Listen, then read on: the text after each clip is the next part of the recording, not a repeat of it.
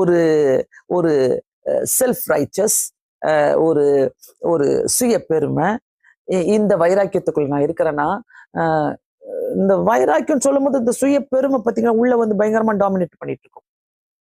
உங்களுக்கு தெரியாது, கட் பண்ணி போடுங்க, தூக்கி போடுங்க. அதை அந்த சுய பெருமை எனக்கு வரக்கூடாது ஆண்டவரே.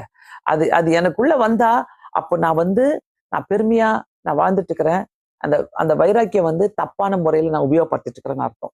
ஸோ பவுல் அடிக்கிறார், வைராக்கியமா ஆண்டவருக்காக சொல்றாரு. என்னை பலப்படுத்துகிற கிறிஸ்துவினால எல்லாவற்றையும் செய்ய எனக்கு பலன் உண்டுன்னு சொல்றாரு. அதே மாதிரி சிலுவை பற்றிய உபதேசம் கெட்டு போகிறவங்களுக்கு பைத்தியமா இருக்கிறது, அதை நம்புகிறவங்களுக்கு அது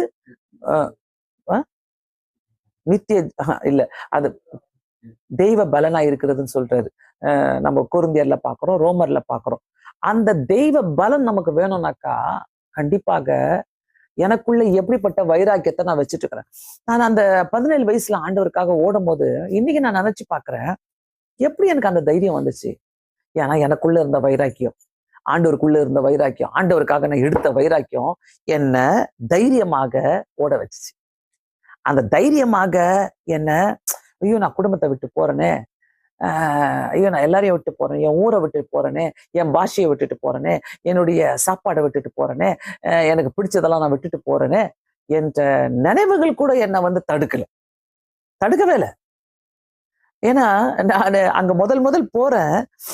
காலையில இங்கெல்லாம் இட்லி, தோசை, வடை, பொங்கல், பாயாசம், அப்படி இப்படி நம்ம விதவிதமான பிரேக்ஃபாஸ்ட் சாப்பிடுவோம். நான் போன இடத்துல பாத்தீங்கன்னாக்கா ஹலாபாத்ல ஃபர்ஸ்ட் நான் போறேன்.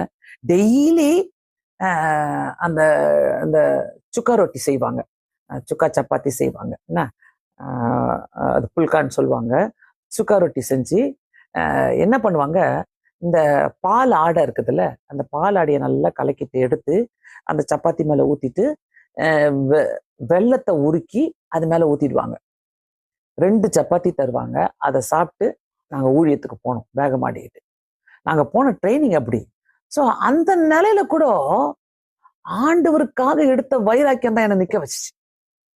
நான் அதை தூக்கி போட்டு வந்திருக்கலாம். எங்க அம்மா அப்பாலாம் நல்லா வேலை செய்யறவங்க, காசு அனுப்ப சொன்னா அனுப்புவாங்க.